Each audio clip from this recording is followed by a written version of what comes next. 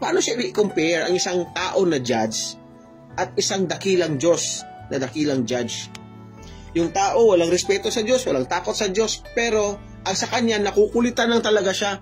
Diba? Diyan tayo, pag nakukulitan na, sige, tutulungan ko na lang to. Para ka napipilitan, tama?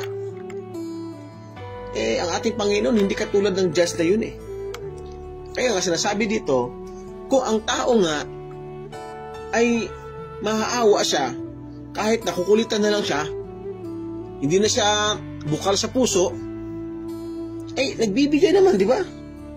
Pero hindi dapat yun kasi dapat pag tumulong tayo, yung hindi ka napipilitan. Pero inahalin tulad lang ng Panginoon, ang siya at ang yung taong judge. Kung ikaw balik-balik ka sa Panginoon, tulad ng widow, araw at gabi, nag-aabang ka sa presensya ng Diyos. Nag-aabang ka sa kasagutan ng iyong mga dasal. Sasagutin ka ba ng Panginoon? Yung judge nga, tao. Pero nakulitan lang siya, sinagot na lang niya ang pakiusap ng isang widow. How much more ikaw? Agad-agad mawala ng pag-asa?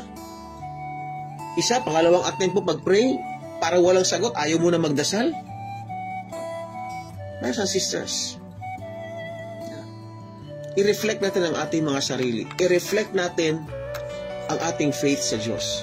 Pag lumapit ka sa Panginoon pabalik-balik na meron kang paniniwala, mararamdaman ng Diyos yan . Mararamdaman ka ng tao. Tao lang yan.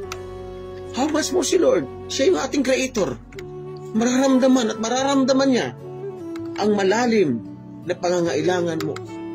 Na maybe araw-araw kang umiiyak sa Diyos. Di ba?